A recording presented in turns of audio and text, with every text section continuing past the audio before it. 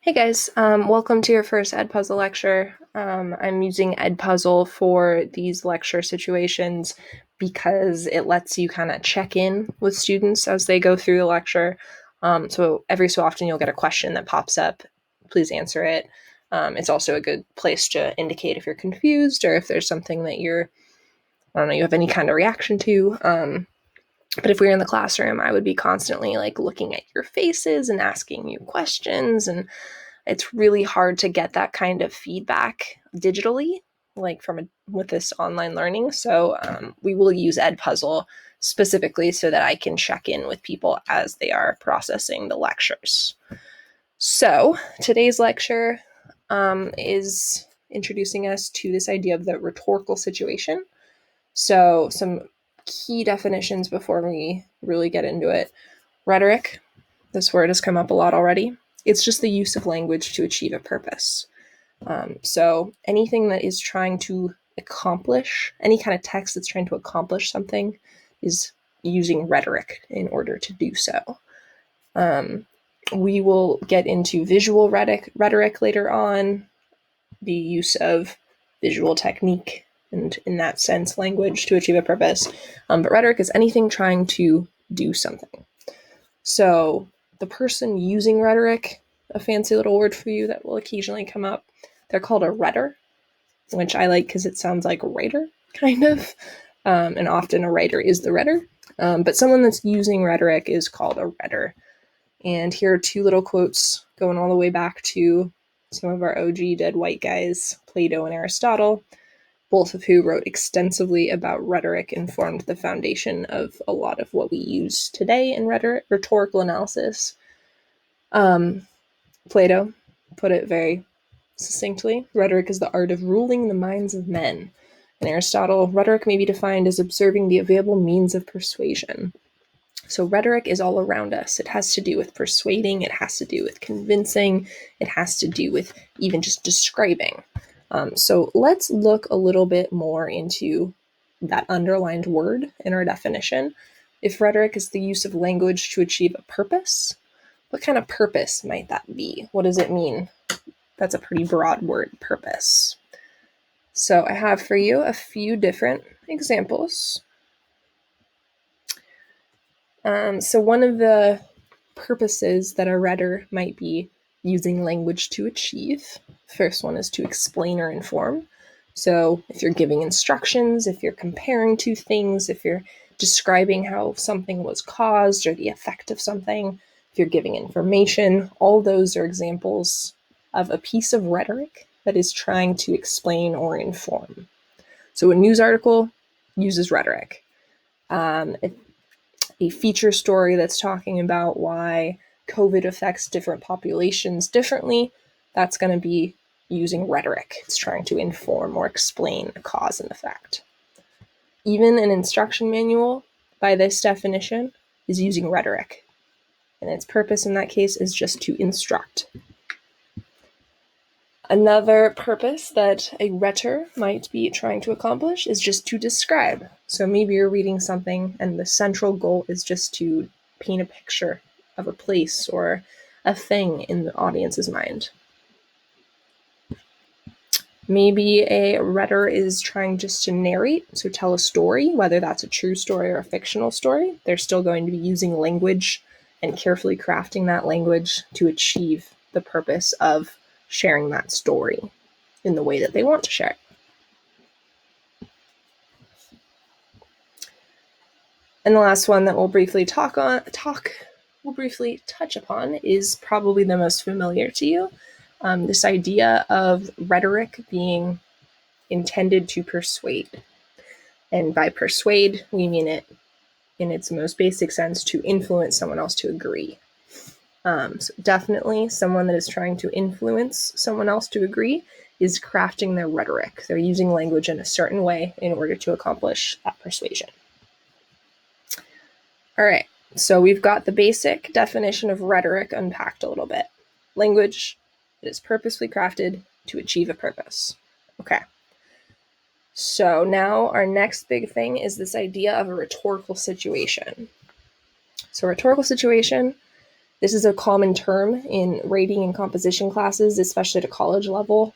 The idea here is that everything surrounding a text and the creation of a text, that encompasses the rhetorical situation. So I have an acrostic for you here. These are the elements of the rhetorical situation of a text. I have an example that we'll use to elucidate each of these pieces. And then at the end, I have a little graphic organizer that might be something that's helpful for you if you are a visual person.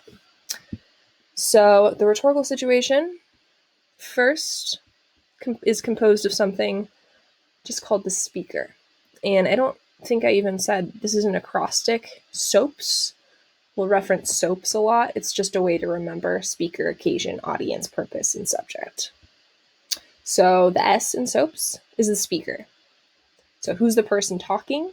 What kind of viewpoint do they have? What values? What credentials do they have? What attitude are they conveying? Just what do you know about the voice in the text? And we're going to use one of the most popular, or at least commonly known speeches that I think this is probably it, right? Like I was trying to think of a more commonly known speech than I Have a Dream, and I couldn't think of one. So if you have ideas, please tell me. But we're going to use I Have a Dream, which is Martin Luther King Jr.'s 1963 speech. There's a picture from it.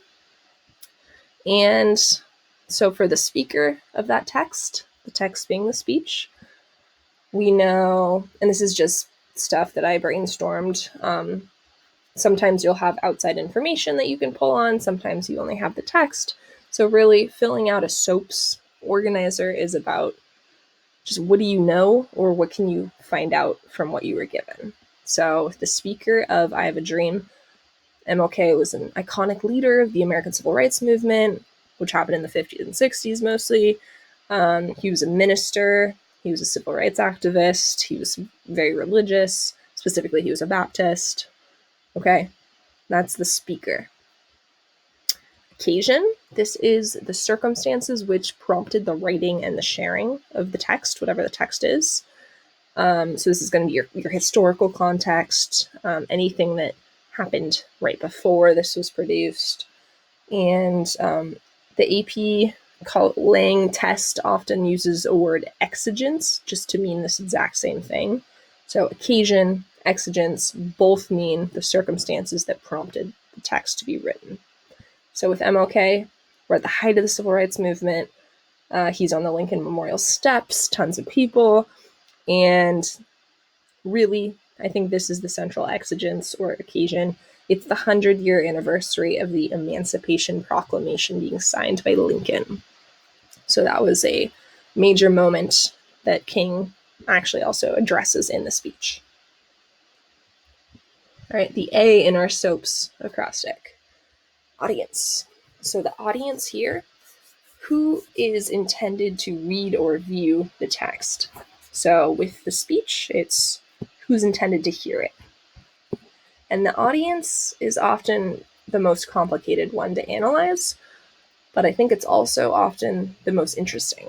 So by audience, we don't just mean who happens to be there looking, or who happens to be forced to read a certain text, or who happens to flip their channel and see a certain speech on the news. It's who's intended. Who does it seem like that text was crafted to reach? So with the MLK speech, I think in a really broad sense, reading that speech, you see that he is talking to Americans, specifically Americans, but across racial divides. He's talking to Americans of all races, and he's trying to appeal to them with this idea of a unified nation. So he's trying to show them that equality would be to their benefit by creating this unified people. His immediate audience, obviously, is the people who came to see him speak. So probably they're already in support. Sorry, typo right there. They're already in support of the civil rights movement. P, our purpose, that's the goal of the text. So think back to those things we talked about at the very beginning of this. Is the text trying to persuade? Is it trying to just inform? Is it trying to narrate a story? And you're not at all bound to just those 4 or 5 that I said at the beginning. For this speech, I think he has several purposes. He's trying to convince Americans to support the fight for racial equality. He's trying to further strengthen the resolve of the Americans already involved in that fight. And he's also trying to provide comfort and hope to his fellow Black Americans. And I think you get even more specific if you were doing a close reading of the speech. He's also specifically appealing in a religious sense, I think. So comfort and hope to fellow Black Americans, particularly those who are religious and specifically Christian. And the last bit of our SOAPs is just the subject. This is the easiest one. Subject is just the topics addressed in the text. And that is as easy as it sounds usually. So what is the text about? And you can have several different things because a lot of texts are about a lot of things. So with the I Have a Dream speech, I said for my topics, he addresses segregation, he addresses equal rights, equal opportunities, racism, justice. These are all things that come up in that speech. So the SOAPs acronym is, or acrostic, I actually don't know what the difference is, I'll look it up right after this, is one way to think about the rhetorical situation. Another way, you might, if you like having a visual, think about the rhetorical triangle, which again is something that traces all the way back to Plato and Aristotle.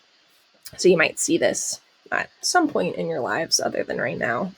But the rhetorical triangle is just a way of making it very clear that all of those same elements, you'll see this is still the SOAPs, the exact same words, all of those elements relate. So we have at its very heart this purpose. What is this text trying to do or accomplish? And then we have this interaction between speaker, subject, and audience. So those are going to have a very thorough relationship. Sorry, someone walked right behind me and I got distracted. And then encompassing everything is our key or context. So that's going to be shaping every other piece. So that's our lecture for today. It's just an intro to elements of the rhetorical situation. Tomorrow you will use the SOAPs acronym to break down a text in a small group. But for now, this was our first lecture, and I can tell you, I really, really don't like recording lectures. So please be kind.